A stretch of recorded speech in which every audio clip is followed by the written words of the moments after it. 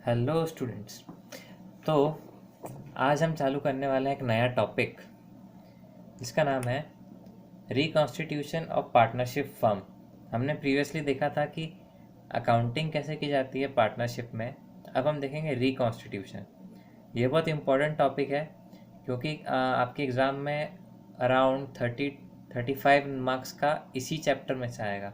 इसी टॉपिक के आपको काफ़ी ज़्यादा पॉइंट मिलेंगे, तो ध्यान से देखिएगा और ढंग से प्रैक्टिस कीजिएगा। तो हम स्टार्ट करते हैं रिकॉन्स्टिट्यूशन ऑफ पार्टनरशिप फर्म। तो रिकॉन्स्टिट्यूशन पहले समझते हैं क्या होता है। रिकॉन्स्टिट्यूशन यानी पहले से बनी हुई चीज़ को दोबारा बनाना। ठीक है, तो अब इसमें क्या रहेगा, जब हमारा जो पार्टनरशिप का एग्रीमेंट रहता है उसमें अगर कोई भी चेंजेस आते हैं तो वो क्या हो जाता है, रिकॉन्स्टिट्यूशन ऑफ पार्टनरशिप फर्म।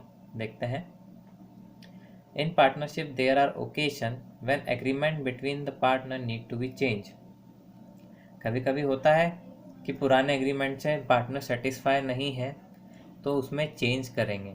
उसमें कैसे चेंज होते हैं? Due to change in existing agreement either comes to an end और new agreement is created. Change होने के कारण क्या होता है, पुराना वाला एग्रीमेंट ख़त्म होगा और नया एग्रीमेंट बनेगा। और जब भी नया एग्रीमेंट बनेगा तो क्या होगा, पार्टनरशिप ख़त्म नहीं होगी, एग्रीमेंट में चेंज आएगा। पार्टनरशिप फर्म वही रहेगी, बस काम करने के तरीके में चेंज आएगा। अब हम देखते हैं रिकॉन्स्टिट्यूशन होता कब कब है, यानी कि हम चेंजेस कब कब करते हैं। तो फर्स्ट है यहाँ पे change in profit sharing ratio. तो प्रॉफिट शेयरिंग रेशो मतलब जिस रेशो में हम पहले वर्क करते थे, जैसे फॉर एग्जांपल पार्टनर हैं ए एंड बी, पहले इक्वली काम करते थे तो इक्वल रेशो में काम करते थे।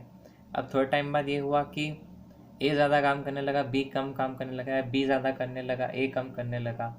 तो क्या होगा, दोनों में से मन में तो आएगा किसी ना किसी के कि मैं ज़्यादा काम कर रहा हूँ और प्रॉफिट तो बराबर बढ़ रहा है।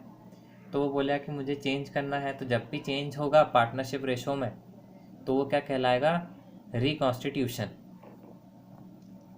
नेक्स्ट है एडमिशन ऑफ न्यू पार्टनर। अब जब नया पार्टनर आएगा तब क्या होगा, वो भी प्रॉफिट लेगा, उसको भी शायद इंटरेस्ट ऑन कैपिटल देना पड़े, साथ ही साथ काफ़ी सारी सैलरी भी देनी पड़ेगी। तो यहाँ पे पूरे में चेंज आ जाएगा अपनी पूरे फर्म के वर्किंग में। ठीक है, तो यहाँ पे भी रिकॉन्स्टिट्यूशन होगा। अब पार्टनर के आने पे हो रहा है तो पार्टनर के जाने पे भी होगा, यानी रिटायरमेंट ऑफ पार्टनर पे भी होता है। नेक्स्ट है डेथ ऑफ पार्टनर। इन सब चीज़ों में क्या होगा, रिकॉन्स्टिट्यूशन। नेक्स्ट है अमलगमेशन ऑफ फर्म। अमलगमेशन यानी क्या होता है, मानो दो फर्म्स हैं, दो फर्म जब साथ में मिलती हैं तो उसे क्या कहा जाता है, अमलगमेशन। अब जब हम पार्टनर के आने या जाने पे हम चेंजेस कर रहे हैं तो जब यहाँ तो पूरी पूरी फर्म आ रही है तब भी चेंज, बहुत सारे चेंज होंगे, इसीलिए यहाँ पे भी क्या होगा, हमारा रिकॉन्स्टिट्यूशन ऑफ फर्म होगा। अब हमें यहाँ देखना है, काफ़ी सारे एडजस्टमेंट करने रहते हैं जब कोई भी नया फर्म, जब हम रिकॉन्स्टिट्यूशन करते हैं। ये काफ़ी इम्पॉर्टेंट चीज़ें हैं जो आपको जब भी आप क्वेश्चन करेंगे आपको ये चीज़ें ध्यान में रखना है। फर्स्ट है calculation of new profit sharing ratio, sacrificing and gaining ratio.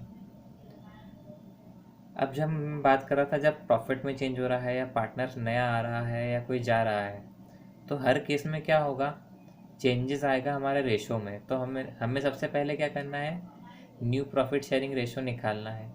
साथ ही साथ हमें क्या निकालना है, सेक्रीफाइसिंग एंड गेनिंग रेशो। अब जैसा मैंने बताया था, ए एंड बी का एग्जांपल दिया था, पहले इक्वल थे फिर चेंज करना है।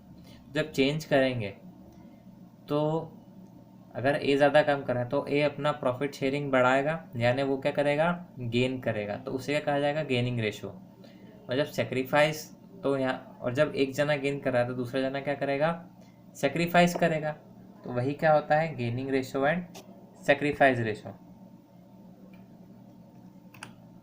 नेक्स्ट चीज़ है एडजस्टमेंट ऑफ गुडविल। अब पहले हमें समझना पड़ेगा गुडविल क्या होती है। तो गुडविल आप ऐसे समझो, मैंने एक दुकान खोली दुकान में मैंने 10 साल काम किया, अब वो दुकान बहुत फेमस दुकान है, ठीक है। मानो मैंने वो ली थी उस टाइम पे 10 लाख में, अब उसकी मार्केट वैल्यू है 15 लाख, ठीक है। और मुझसे कोई ख़रीदने आया तो मैंने कहा मैं तो 20 लाख में दूंगा, और सामने वाला पैसे भी दे देता है। क्यों? क्योंकि वो जानता जानता है कि ये क्या है, रेप्यूटेटेड बिजनेस है, रेप्यूटेटेड दुकान है, यहाँ पे हमारा बिजनेस अगर मैं ये चलाऊंगा तो ये चलेगी। तो जो एक्स्ट्रा पैसे वो देता है, ठीक है, जो ब्रांड नेम के जो एक्स्ट्रा पैसे देता है ब्रांड नेम के, ठीक है, तो उसे क्या कहा जाता है, गुडविल कहा जाता है। तो यहाँ पे हमें गुडविल के भी एडजस्टमेंट करने रहेंगे। अब गुडविल कौन किसे देगा? जो पार्टनर सेक्रीफाइस करेगा उसे जो गेनिंग पार्टनर है वो गुडविल देगा, ठीक। गुडविल कैसे कैलकुलेट करते हैं वो हम नेक्स्ट लेक्चर्स में, आगे आने वाले लेक्चर्स में देखेंगे। नेक्स्ट है adjustment of accumulated profit and reserve. अब जब भी कुछ चेंजेस करते हैं, मानो एक नया पार्टनर आ रहा है, आपको पता होगा एक्यूमुलेटेड प्रॉफिट एंड रिजर्व पहले बताता हूँ क्या होते हैं। एक्यूमुलेटेड प्रॉफिट वो प्रॉफिट जो कि हमने पहले से रखा हुआ है, अभी तक बांटा नहीं है, पुराना प्रॉफिट रखा हुआ है, बांटा नहीं है। या फिर रिजर्व में कुछ पैसे हैं हमारे, हमने इकट्ठे करके रखे थे, हमने निकाले नहीं, ठीक है। तो जब भी कोई नया पार्टनर आएगा तो ये जो प्रॉफिट और रिजर्व है वो हमारी मेहनत का है, पुराने पार्टनर्स की। तो ये जो रिजर्व्स रहते हैं और प्रॉफिट रहते हैं ये नए पार्टनर के आने के पहले बांट लिए जाते हैं। या फिर अगर कोई जा रहा है तो उसे देते हैं, उसके बाद उसे जाने दे, उसके बाद वो जाता है। नेक्स्ट है revaluation of assets and liabilities. अब मानो कोई भी नया पार्टनर आ रहा है या कोई भी जा रहा है या कुछ भी चेंजेस हो रहे हैं, तो हमारा क्या होता है, पूरी फर्म का एक एनालिसिस होता है। तो उस एनालिसिस में हम क्या करते हैं, रीवैल्यू करते हैं एसेट एंड लाइबिलिटीज़ को भी, कि जो हमारे एसेट अगर उनकी वैल्यू बढ़ी हो तो हम ज़्यादा वैल्यू पे लिखते हैं, कोई लाइबिलिटी अगर हमारे पास बढ़ रही है या कम हो रही है तो हम उसे बढ़ाते हैं या कम करते हैं। इसके लिए हमें अलग से रीवैल्यूएशन अकाउंट बनाना पड़ता है। कैसे बनाना है वो हम आगे देखेंगे। फिर है adjustment of capital account of partner. Next हम करते हैं पार्टनर के कैपिटल अकाउंट में एडजस्टमेंट, क्योंकि नया पार्टनर आता है तो नई कैपिटल का रेशो भी बनता है, नई नई चीज़ें, प्रॉफिट्स ऐड होते हैं, कुछ लॉसेस होते हैं तो वो भी पार्टनर्स बांटते हैं, ठीक है। तो यहाँ पे हमें पार्टनर्स का कैपिटल अकाउंट बनाना है और उसमें एडजस्टमेंट भी देने हैं। लास्ट है एक नई बैलेंस शीट बनाना। बैलेंस शीट आप सभी को पता है क्या होती है। जब ये सारी चीज़ें हम कर लेते हैं तो एक फाइनल बैलेंस शीट बनाई जाती है फर्म की, ठीक है।